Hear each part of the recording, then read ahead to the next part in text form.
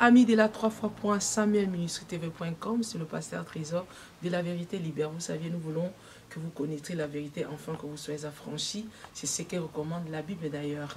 Je suis aujourd'hui très ravie de recevoir pour une avant-première un homme de Dieu que vous ne croirez pas, mais qui est ici avec moi. Tout à l'heure, vous allez découvrir qui est venu nous parler de comment vaincre ton adversaire ou comment vaincre ton ennemi. Vous savez, nous sommes dans un monde où l'ennemi rôde. La Bible dit dans Jean 10, le diable rôde tout autour et cherche qui dévore. C'est-à-dire qu'il ne se repose pas. Il fait semblant de partir et pour aller chercher cet autre. Il ne part pas vraiment, il fait semblant de partir. Mais son travail, c'est de rôder, pas tout autour de ceux-là qui sont déjà à lui, ceux qui sont déjà dans son gouffre, mais ceux-là qui sont à Christ, ceux qui sont en Christ. Voilà, c'est ce que l'homme de Dieu va nous donner aujourd'hui, les secrets pour savoir comment vaincre son adversaire. Suivez-nous attentivement, prenez vos stylos, pourquoi pas vos cahiers, vos papiers, afin de pouvoir noter. Le monde dit souvent que la parole s'envole, mais les écrits restent. Moi, j'ai dit le contraire. La parole, ça reste accroché quelque part, attend son accomplissement. La Bible dit, lorsqu'une parole sort de la bouche de Dieu, c'est une parole qui atteindra son accomplissement. Elle ne s'envole pas, mais elle va juste attendre un moment. Or, les écrits, ça reste parce que vous avez ça dans vos cahiers. Vous pouvez relire, mais les paroles ne s'envolent pas. Ils ne s'envolent pas. Détrompez-vous, parlez toujours du bien, dites toujours du bien. Mais aujourd'hui, c'est comment vaincre votre adversaire avec l'évangile José Okoko, que je salue pour vous. Bonjour, papa. Oui, bonjour, pasteur Comment Trésor. allez-vous? Je vais bien par la grâce de Dieu. Je suis dans la joie de vous recevoir sur mon plateau de la vérité libère. Oui. C'est un honneur, un bonheur, pourquoi pas pour moi, Oui. d'aujourd'hui de discuter avec vous dans cette émission de la vérité libère. Oui. Parce que je sais que vous êtes un homme intègre, un homme de Dieu que je connais, un papa. Et je crois qu'aujourd'hui, le peuple de Dieu sera béni dans toute la vérité de comment vaincre son adversaire. Et les secrets, parce que vous aussi, sûrement, vous avez déjà vaincu des adversaires. Oui, merci beaucoup. Et vous pouvez présenter qui êtes-vous, quelle église vous dirigez, d'où venez-vous et qu'est-ce que vous êtes venu faire sur notre plateau de la vérité libère. Ok. Merci, pasteur Trésor Opango. Je suis le pasteur José Okoko, voilà, de l'église Fort d'Assises Internationale de Rotterdam. Et je suis très content d'être aujourd'hui reçu dans cette émission La Vérité Libère. Et c'est pourquoi que nous sommes là. Voilà beaucoup. Nous sommes vraiment très heureux de recevoir notre pasteur José parce que vous saviez, Rotterdam est béni par des hommes, des éminents hommes de Dieu comme le pasteur José aussi qui en fait partie.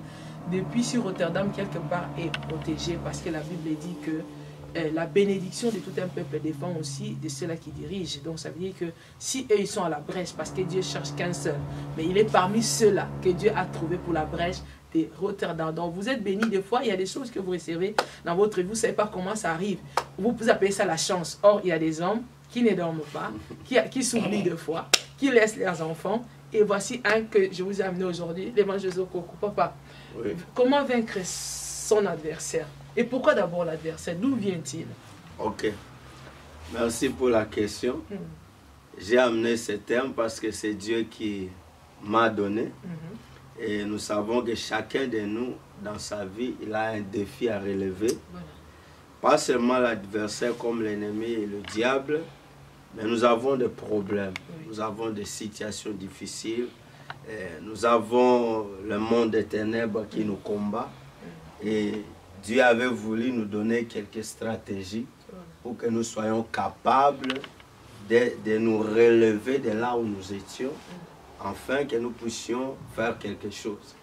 C'est pourquoi Dieu nous a donné quelques stratégies que nous voulons ensemble partager avec le peuple de Dieu, à ce qui concerne comment est-ce que nous pouvons arriver à vaincre notre adversaire ou notre ennemi. Donc c'est-à-dire, si je comprends bien, ce ne sont pas vos stratégies.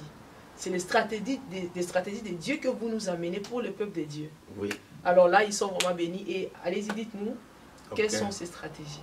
La première des choses, je voulais d'abord définir qui est l'ennemi. Parce qu'il arrive des fois que chacun de nous a une définition quelconque par rapport à l'ennemi. je voudrais d'abord dire que l'ennemi, c'est quelqu'un qui cherche à nuire à quelqu'un d'autre. Oui. C'est-à-dire un adversaire. Voilà. Ou ça peut être, je mets d'abord entre guillemets, un homme. Mais par rapport à la définition de l'ennemi, si nous regardons dans Ephésiens chapitre 6, là où la Bible nous dit que nous n'avons pas à combattre contre la chair et le sang. Et la Bible est en train de nous détailler que nous avons à combattre contre les dominations, contre les princes de ce monde de ténèbres, et contre les autorités, contre les principautés. Et il arrive des fois que le peuple de Dieu, nous arrivons à nous combattre entre nous, alors que notre guerre ou notre combat et notre ennemi n'est pas d'abord charnel. C'est d'abord spirituel. C'est à partir de là que Dieu a commencé maintenant à m'inspirer, à me dire, voilà le secret si vous voulez vaincre vos ennemis. Ça peut être la maladie, ça peut être la mort, ça peut être le célibat, ça peut être le chômage, ça peut être le diable, le démon, les sorciers ou le magicien ou les occultistes. Il dit, voilà les stratégies que tu dois dire à mon peuple pour qu'ils puissent arriver à vaincre les ennemis de leur vie. Voilà. C'est ça le thème que Dieu nous a donné. Alors dites-nous un peu en quelques minutes, parce que dans la vérité libère, nous ne voulons pas rester longtemps à tourner à rond. Nous voulons parler peu pour dire beaucoup. Oui. Voilà, parler peu pour dire beaucoup. C'est la vérité qui libère. On parle peu, mais on dit beaucoup. Et voilà, dites-nous peu, mais beaucoup. Ok. La première des choses, comme je l'ai dit, l'ennemi, c'est la personne qui veut faire du mal à quelqu'un. Voilà. Quelqu'un qui cherche à nuire. Ça peut être une personne, un groupe de gens ou un pays qui combat l'autre camp. Et maintenant, la première stratégie pour vaincre ton ennemi est que tu dois connaître qui est ton ennemi. C'est pourquoi je venais de le dire que la Bible dit nous n'avons pas à combattre contre la chair et le sang, mais contre les autorités, contre les dominations, contre les principautés et les esprits méchants dans le monde des ténèbres. Si tu ne connais pas ton ennemi, tu risques de combattre n'importe qui. Oui. Combattant l'air dit la oui.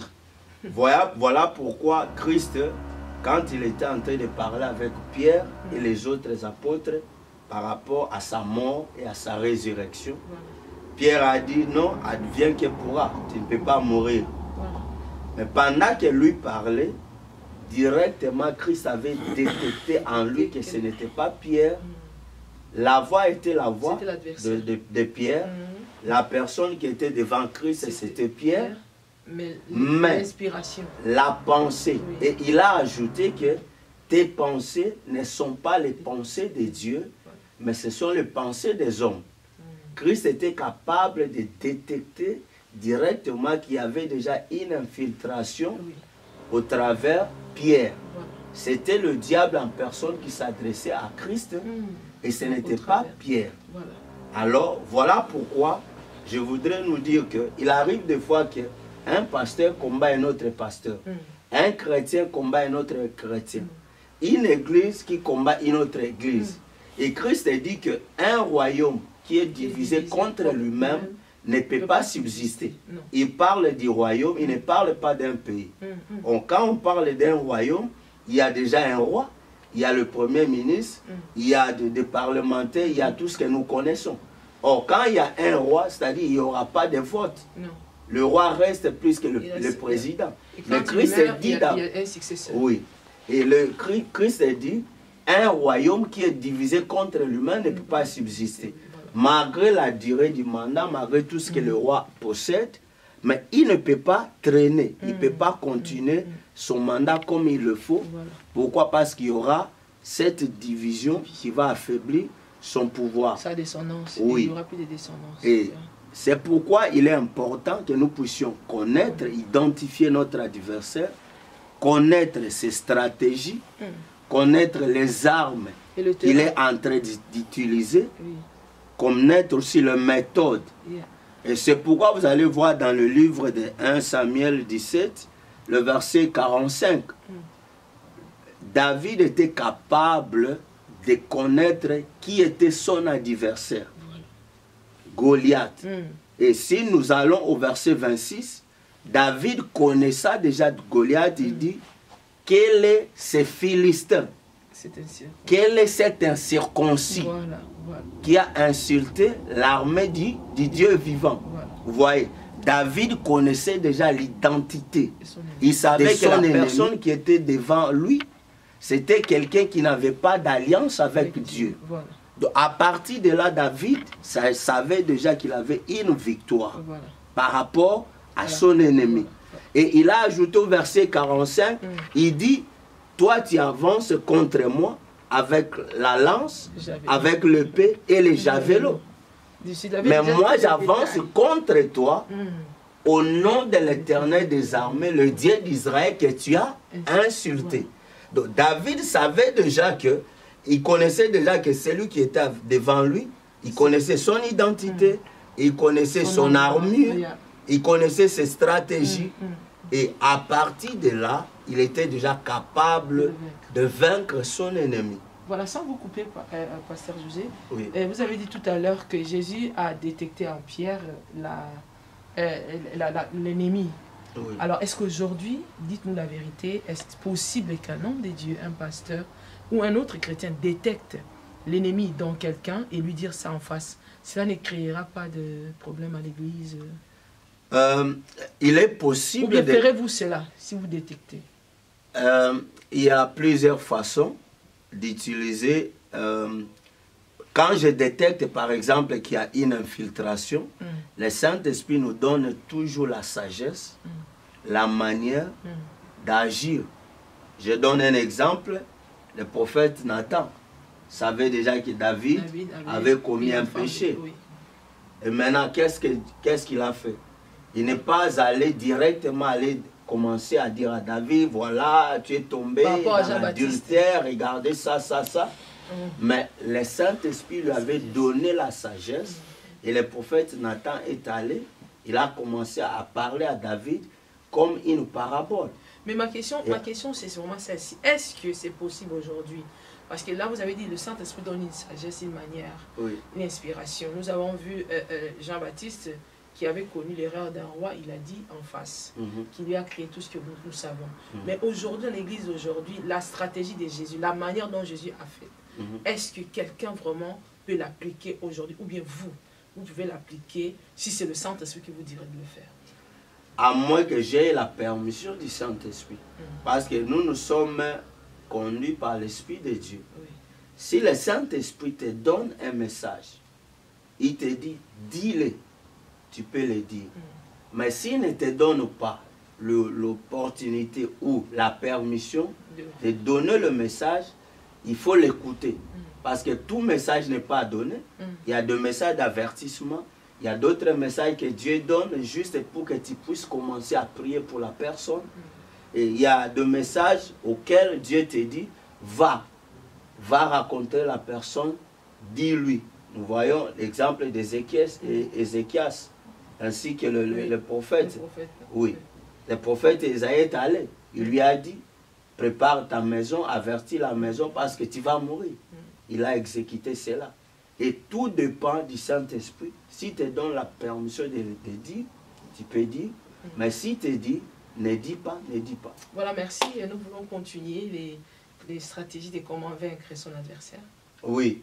Et ça, c'était la première stratégie. Donc, nous devons connaître l'ennemi, ses stratégies, procédures, méthodes et son armée, même dans le monde. Nous comprenons que les guerres qui se passent actuellement, que ce soit en Amérique, que ce soit en Irak ou peu importe, on doit connaître le nombre des hommes, on connaît les armes qu'on utilise, ainsi de suite. À partir de là, tu seras capable de vaincre. Parce que tu risques maintenant de combattre ta femme, tu risques de combattre ton mari, tes enfants, ton frère et ta soeur dans l'église, alors que le problème, ce n'est pas lui. Mais il y a l'ennemi qui est derrière ça.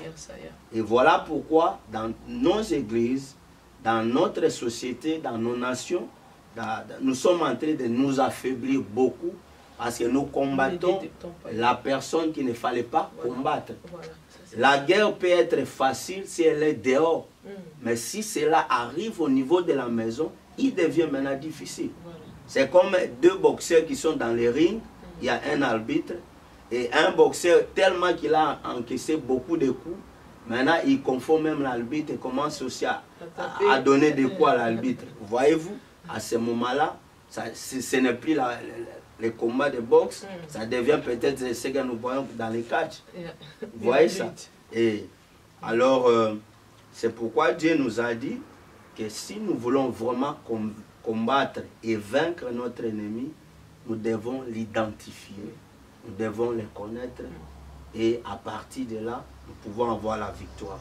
Ouais, et la deuxième stratégie que Dieu nous a donnée, si nous voulons vaincre notre ennemi, si nous voulons vaincre les combats, le problème, les situations difficiles, les sorciers, le magicien, le diable, peu importe l'ennemi ou l'adversaire, Dieu doit trouver son intérêt dans notre combat.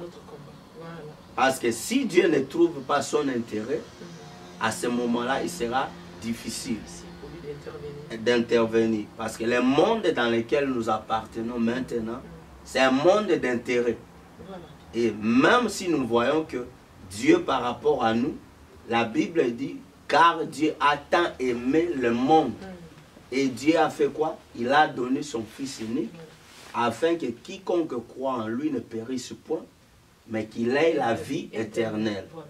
Et Dieu a donné Christ, non pas pour que Dieu reste maigre réduit, pour que Christ revienne à lui avec toutes les nations du monde. Vous voyez que Dieu avait visé déjà son intérêt. Et si nous allons très loin, nous allons voir même Pierre qui avait posé la question à Christ. Il dit, là où nous avons laissé nos familles, nous avons tout abandonné. Le métier, la pêche, tout. Et nous t'avons suivi. Quelle sera maintenant notre part? Quelle est notre récompense? Quel est notre intérêt? Et Christ a dit, vous aurez maintenant, dans ce siècle présent, vous aurez au centuple, et dans les siècles à venir, la vie éternelle. Et Dieu doit trouver sa part dans tout ce que nous sommes en train de faire. Voilà pourquoi, par rapport au combat de David et Goliath, là où nous avons vu dans la Bible, dans 1 Samuel 17, le verset 46 à 47, nous pouvons le voir. Quand David voulait combattre Goliath, ce n'était pas pour son honneur. David voulait d'abord défendre le nom de l'Éternel des armées que Goliath a insulté. Et David a dit à Goliath, je viens au nom de l'Éternel des armées, les dieux d'Israël que tu as insulté. Pourquoi? Pour que cette multitude sache que Israël a un Dieu. Avant de combattre, David voulait d'abord que le monde entier sache que Israël a un Dieu. Non pas pour ma gloire, non pas pour qu'on sache que David a tué ces 10 000 et Saül a tué ces 1000. Non. Il dit d'abord pour que le monde sache que Israël a un Dieu. Si Dieu trouve son intérêt, sa part, si la gloire lui revienne dans tout ce que nous sommes en train de faire, à ce moment-là, nous devons savoir que notre ennemi est déjà vaincu. Amen. Parce que la Bible dit que Dieu ne partage sa gloire avec personne. Et David lui a dit, et cette multitude saura que ce n'est ni par l'épée, ni par la lance que l'Éternel délivre. Vous voyez ça? Alors, tout ce que David a fait, c'était d'abord pour défendre le nom de l'Éternel des armées. Et la deuxième chose, il a dit, qu'est-ce qu'on fera à celui qui va vaincre cet incirconcis et qui va relever les défis d'Israël? Si nous faisons une chose pour la gloire de Dieu, pour relever les défis de l'église de Dieu à Rotterdam, en Hollande, dans le monde, si nous faisons quelque chose pour que Jésus-Christ de Nazareth puisse être connu au milieu des païens, si nous faisons quelque chose pour que Dieu seul tire gloire dans toutes choses, à ce moment-là, nous sommes déjà capables de vaincre. Voilà. Et c'est pourquoi la Bible dit que tout ce que vous faites en parole et en acte soit uniquement pour la gloire du nom de Jésus-Christ de Nazareth. Amen. Donc, la deuxième stratégie, c'est ça. Et c'est la même chose avec le prophète Élie dans 1 Roi 18.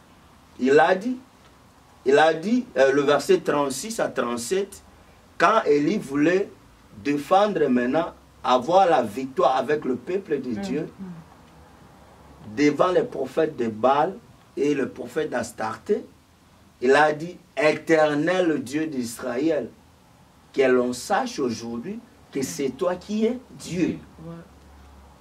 Avant qu'il dise qu'on sache que c'est toi qui m'as envoyé et que je suis ton prophète et que tout ce que j'ai fait, c'est selon ta parole, il a dit d'abord que l'on sache que toi tu es Dieu, doit donner la gloire à Dieu. Voilà. Et à ce moment-là, Dieu, quand il voit déjà que son intérêt est là, il va te donner la gloire. Et c'est pourquoi Dieu est allé très loin, même avec maman Anne, qui manquait sa miel, quand Anne a dit que si tu te souviens de ta servante, et que si tu me donnes un fils mâle, je le prendrai et je te le donnerai. Je le mettrai à ta disposition. Quand Dieu a regardé, il dit non. Cette maman, on doit enlever maintenant sa honte, son opprobre. On doit lui donner un fils, Samuel. Pourquoi? Parce que Dieu a vu son intérêt. Ce qui nous fait tomber aujourd'hui dans plusieurs domaines, c'est parce que tout ce que nous voulons faire, nous voulons d'abord que les hommes nous voient, que les hommes nous regardent, que les hommes sachent que le pasteur José Okoko a fait ceci. Non. Quand vous faites cela, vous êtes déjà quelqu'un qui est déjà perdu. Il y a déjà l'échec qui vous attend. Mais si vous dites que nous voulons organiser quelque chose pour que le nom du roi soit connu dans ce pays, dans cette ville et dans le monde, dans ma famille, dans tout ce que je fais, vous avez déjà la victoire automatiquement. Et la suite, deuxième, troisième, je ne sais pas. Deuxième. Ok, ça c'était la deuxième stratégie. Que, il y a en fait combien de stratégies? Pour vaincre... Combien vous avez apporté aujourd'hui? Il y a plusieurs stratégies sûrement. Il y a plusieurs stratégies, mais on ne peut pas tout dévoiler en un seul jour et dans cette émission. Et, sinon et surtout que nous dépendons du temps. Et on ne veut pas abuser de votre temps. Si nous avons encore quelques minutes, c'est à partir de cela qu'on peut compléter la troisième stratégie. Et si Dieu nous fait grâce, on aura encore une autre émission là où nous pouvons encore dévoiler d'autres choses. Voilà, sinon, vous avez soulevé ici des points très importants. Déjà en parlant de ces deux stratégies-là, nous avons été vraiment bénis. Moi, personnellement, j'ai toutes ces deux stratégies. Il fallait connaître son ennemi et connaître son armure. Et puis, vous avez parlé qu'il fallait combattre pour l'intérêt d'abord des dieux, pour la gloire de l'intérêt du royaume. Et dans votre exposé, vous êtes arrivé à un point à dire que même lorsque nous organisons des choses, c'est pour que le nom de Christ, si c'est pour que le nom de Christ soit connu à nos langues partout. Et si je dois un peu revenir à vous-même, vous venez, il y a de cela quelques jours, d'organiser une croisade de 5 ou 4 pasteurs. Vraiment que Dieu vous bénisse pour cela, pour l'initiative. Et après cela, nous avons vu aussi dans cette journée le sport, où j'ai vu tous les hommes de Dieu, les enfants de Dieu venir ensemble, pas dans le cadre trop spirituel, bien qu'on est resté spirituel, mais pas trop spirituel, un peu de divertissement pour le physique, un peu la joie, l'ensemble. Alors, déjà, quand vous organisez déjà cette journée-là, c'était par rapport à quoi? La première des choses, je veux dire que je n'ai pas organisé une journée de l'unité. j'avais déjà dit cela, que c'était la pensée de Dieu par rapport à notre pays, par rapport à cette ville, Voilà. par rapport à son église, par rapport à son royaume, par rapport à ses serviteurs ou ses enfants que nous sommes. Donc c'est Dieu, premièrement, qui a permis que cela soit possible, Oui. pour que nous puissions inviter ces hommes de Dieu et pour qu'ils puissent venir apporter la parole de Dieu, parce que c'était une maladie qui était en train de ronger déjà l'église de Dieu, le corps de Christ dans ces pays. C'est pourquoi Dieu nous a donné, justement, il nous a fait grâce pour que nous puissions approcher les hommes de Dieu, partager avec eux cette pensée, et ils étaient partants par rapport à cela, et Dieu a permis que cela soit organisé. Alors dites-nous la vérité, est-ce que c'était facile pour vous pour connecter ces hommes de Dieu-là et pouvoir les convaincre, enfin pas les convaincre, les apporter le message de Dieu, et quelle était en vérité leur réponse tout de suite? Ok. Dire que c'était facile, je dirais oui, parce que ce sont des hommes de Dieu humbles, premièrement. Ce n'est pas moi qui ai parti leur convaincre. Moi, je suis allé justement apporter la pensée de Dieu, et ils ont justement répondu par rapport à cela. Parce que ce sont des hommes de Dieu capables, ils sont sensibles, ils ont la maturité spirituelle, ils sont organisés, et ils ont prié Dieu avant de me répondre. J'ai exposé la pensée de Dieu, et ils m'ont demandé juste de leur accorder un peu du temps pour qu'ils puissent consulter l'Éternel, si Dieu peut leur donner le feu vert à venir participer, à apporter leur pierre. Et quand ils ont prié, chacun d'eux m'a dit, ok pasteur, vraiment c'est la pensée de Dieu, nous sommes là, nous voulons apporter notre pierre à ce travail, et ils sont venus facilement. Le choix ou les critères de pouvoir se retrouver 5 églises sur un même podium, c'était pas par parti pris, c'était pas par une amitié un peu personnelle, ou bien c'était vraiment que Dieu, dites-nous la vérité, hein? Oui.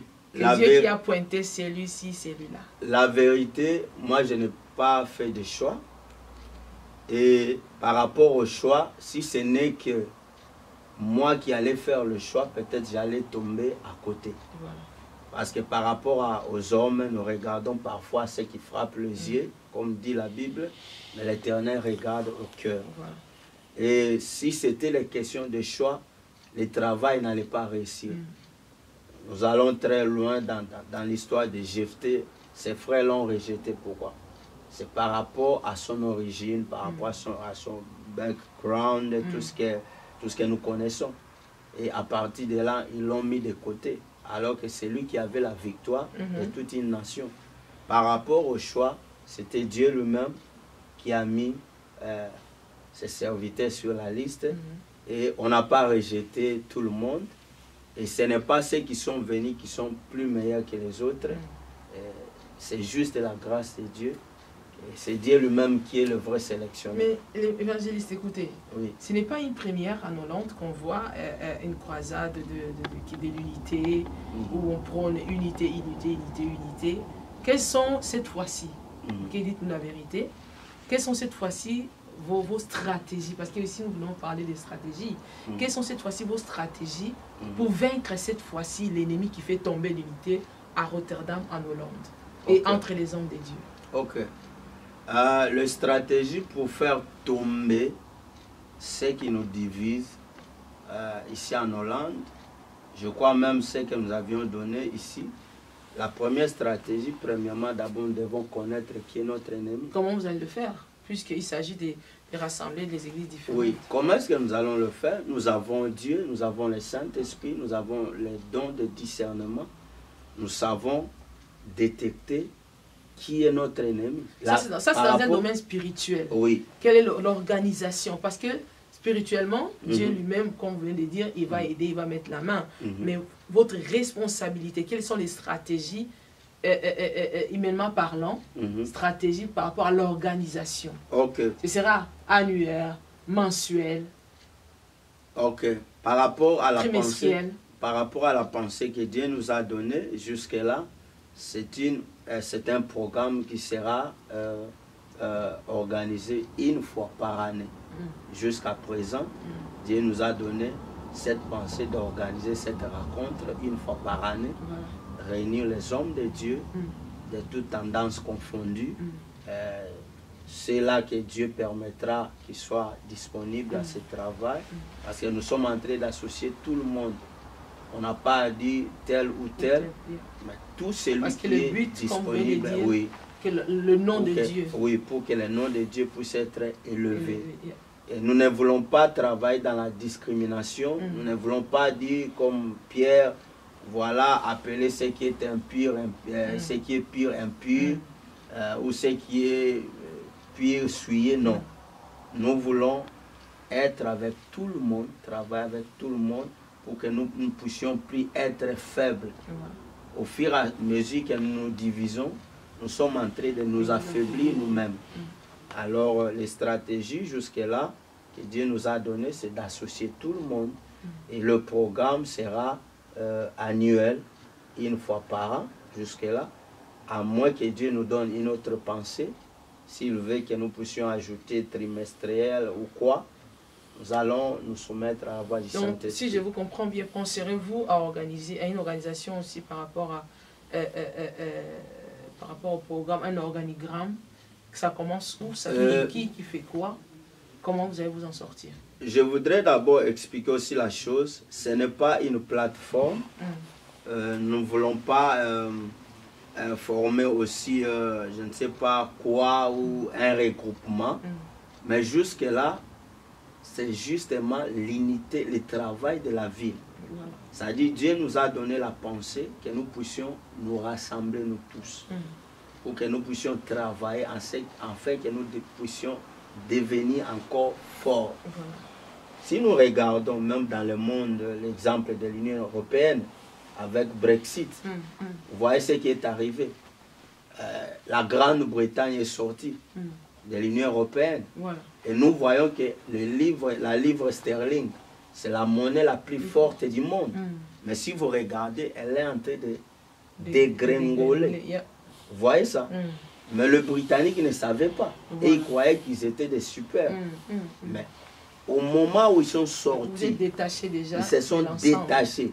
Vous voyez, même sur le plan économique, il y a des conséquences mondiales. Vous voyez cela? Oui. Et dans la spiritualité, c'est plus grave encore que dans le monde. Au fur et à mesure que nous nous divisons, nous devenons encore très faibles. Et peut-être moi, je peux croire que moi-même, je peux faire ça. Non. La Bible dit que les dons auxquels nous avons reçus, c'est pour l'utilité commune. Et c'est pour l'édification du corps. Voilà pourquoi nous sommes là. Mais une question un peu, pas polémique, mais une question juste de clarification et puis de vérité. Vous avez organisé une journée, une unité, et nous avons vu tout Rotterdam, tous les peuples de Dieu venus de partout, mais il a manqué des gens qui, selon nous, les observateurs, et selon d'autres enfants de Dieu, qui devaient y être. Comme nous savons, il y a la pastorale, il y a le président de la pastorale, il y a tous ces aînés-là, et qui ont organisé certaines choses afin que, pour pouvoir contrôler, humainement parlant, les organisations, les choses, toujours dans le cadre de pouvoir prôner le nom de Dieu et clarifier un peu toutes choses. Qu'est-ce qui s'est passé? Où étaient-ils? Ils n'ont pas reçu l'invitation, ou bien ils n'ont pas été concernés, ou bien qu'est-ce qui s'est passé? Merci, pasteur. Par rapport à cela, je ne veux pas vraiment entrer dans les polémiques. Tout ce que je sais que Dieu nous a fait grâce, on a adressé des invitations aux hommes de Dieu, à la pastorale aussi. Et chacun de nous a une raison ou une autre pourquoi il n'est pas venu. Et c'est Dieu seul qui sait. Oui. Et pour finir, parce que nous sommes à la fin de notre émission, que donnez-vous comme résumé, comme résultat, comme bilan de cette journée-là, de ces 3 journées de l'unité? Que pensez-vous? Quelle note pouvez-vous la donner pour les organisations prochaines? Est-ce que ça promet ou bien on ne néglige pas les faibles commencements? Oui, par rapport à moi, si je voudrais parler du bilan, c'est trop tôt pour parler, parce que la cotation dépend de Dieu. Voilà. Vous savez qu'on peut organiser un travail, vous dites que ah oui, cela a réussi. Il faut voir maintenant sur le plan spirituel, qu'est-ce que le Saint-Esprit vous a donné comme cotation, comme note. Voilà. Parce qu'il arrive des fois, les gens peuvent être guéris alors que ce n'était pas la volonté du Saint-Esprit. Voilà. Alors, c'est lui qui peut donner vraiment la cotation par rapport au travail, c'est Dieu lui-même. Mais humainement parlant, je peux dire qu'on ne peut pas négliger les faibles commencements, voilà. Comme vous l'avez dit. Nous croyons vraiment que demain, il y aura vraiment la réussite totale. Et comme nous ne le faisons pas par rapport à notre intérêt propre ou pour que les gens nous connaissent, comme nous le faisons pour l'intérêt du royaume, voilà. Tout ce qui est pour l'intérêt de Dieu a toujours la victoire. Amen. Et à la fin, il y aura toujours des chants et le nom de Christ sera élevé. Voilà, merci évangéliste José. Je suis très content de vous recevoir. Est-ce que vous pouvez dire un mot de la fin au peuple de Dieu qui est peut-être qui se sent vaincu par l'ennemi, par les stratégies de l'ennemi, ou qui pense qu'il n'a pas d'ennemi, qui croit que tout va bien juste sur un terrain neutre? Qu'est-ce que vous pouvez lui dire? Dites-lui en un mot face à la caméra. C'est lui qui vous suivra. Ce que je peux dire comme le dernier mot par rapport à l'émission d'aujourd'hui est que je voudrais encourager tout et chacun de nous que dans la vie, il n'y a personne qui manque un défi à relever. Et on ne peut pas se laisser abattre par ces problèmes-là, par cette maladie, par ton ennemi, voilà. Peu importe son nom. Crois seulement que quand il y a l'ennemi qui te combat, sache-le que derrière lui, il y a la victoire, il y a la royauté qui t'attend. Et sache seulement que tu dois connaître qui est celui-là, qui est son nom, quelle est son identité, quelles sont ses stratégies, ses méthodes, quelle est son armure, qu'est-ce qu'il est en train réellement de faire pour qu'il puisse détruire ta vie. Quand tu connaîtras cela, tu seras déjà capable de vaincre. Et la deuxième chose, comme je l'ai dit, tout ce que nous devons faire, même si tu veux vaincre, montre à Dieu d'abord son intérêt, sa part. Et à partir de là, Dieu te donnera la victoire sur ton ennemi. Parce que la Bible dit que fais de l'Éternel tes délices et c'est lui qui te donnera ce que ton cœur désire. Voilà. C'est ça le résumé du message que je peux donner au peuple de Dieu. Voilà, chers internautes, amis de la 3w.samuelministre-tv.com. Heureuse pour moi, c'était de recevoir l'homme de Dieu, le pasteur José Okoko de l'église Ephaï de Rotterdam, parce qu'il y a plusieurs Ephaï au Congo, en Belgique, un peu partout dans le monde. Et nous saluons aussi l'apôtre Tambloko, qui est notre papa. Papa, nous pensons à vous, surtout lorsque nous recevons un exemple de vous ici, ça nous ramène tout de suite à vous et que Dieu vous bénisse et continuez bien votre travail pour le Congo sera sauvé. Voilà, il reste pour nous encore de bénir le peuple de Dieu, et savoir que Dieu va vous faire du bien, connaître et vaincre vos ennemis, et vos ennemis ne pourront pas, parce qu'il avait dit, il y a un nom au-dessus de tout le nom, c'est le nom de Jésus. Peu importe le nom de votre ennemi, comme a dit l'homme de Dieu ici, peu importe ses stratégies, peu importe ce qu'il est, les stratégies qu'il lui donne, c'est des stratégies inspirées par Dieu lui-même. Et quand Dieu vous inspire des stratégies, sûrement, vous allez vaincre. Alors, nous allons encore donner la parole à l'homme de Dieu pour un mot. Peut-être qu'il veut dire... oui, je voulais juste vous remercier, vous le pasteur Trésor Opango, voilà, pour nous avoir reçus. Voilà. Je voulais remercier en passant les diacres GG, yeah, de la colonne de la vérité. Amen. Et c'est lui qui travaille avec le pasteur Samuel Ndonga. Et je remercie le grand visionnaire lui-même, le pasteur Samuel Ndonga, voilà, de la colonne de la vérité et de Samuel Ndonga Ministries. Voilà. Merci, homme de Dieu, de nous avoir donné cette opportunité. Voilà. Je salue de loin mon papa, l'apôtre, voilà, Tambloko, que j'aime beaucoup, voilà, pour tout son encadrement. Et je salue ma très chère épouse, maman Alpha Esther, et tous mes enfants. Voilà. Que Dieu vous bénisse. Voilà. Le peuple de Dieu, tous les hommes de Dieu qui sont à Nefaï, le prophète Jocelyn Yana, maman Juliana, leurs enfants, tout mon entourage, l'équipe pastorale, ainsi que tous les hommes de Dieu de Rotterdam, de la Hollande, du monde entier, tous qui me connaissent, que Dieu vous bénisse. Merci. Voilà, c'était Samuel Ministry TV dans La Vérité Libère. Nous voulons que vous soyez libérés de toutes les stratégies de l'ennemi. Et c'est pour cela que Dieu vient vous donner une contre-stratégie. C'est-à-dire que sur les stratégies de l'ennemi, Dieu a sur-stratégie. Il vient pour vous libérer, afin que vous pouvez vraiment confesser qu'en Christ, nous sommes réellement libres. Parce que c'est la vérité. Jésus-Christ est la vérité. Que Dieu vous bénisse. Nous vous attendons nombreux encore sur notre site de Samuel Ministry TV. Suivez-nous, continuez à nous suivre. Vous ne manquerez pas à être libéré par une vérité qui sera dite ici. Vous êtes un homme de Dieu, vous avez quelque chose à dire, vous avez un message, appelez-nous ou allez sur notre site, il y a tout le contact là. Vous allez contacter le coordinateur qui est le diacre Gégé de la colonne de la vérité. Il vous dira comment faire pour passer dans nos émissions. Nous avons plusieurs émissions.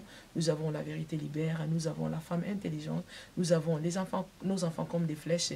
Nous avons aussi le parcours d'un champion pour notre frère Bijou Makadiki à Kinshasa, que je salue aussi. Que Dieu vous bénisse. À la prochaine. Au revoir.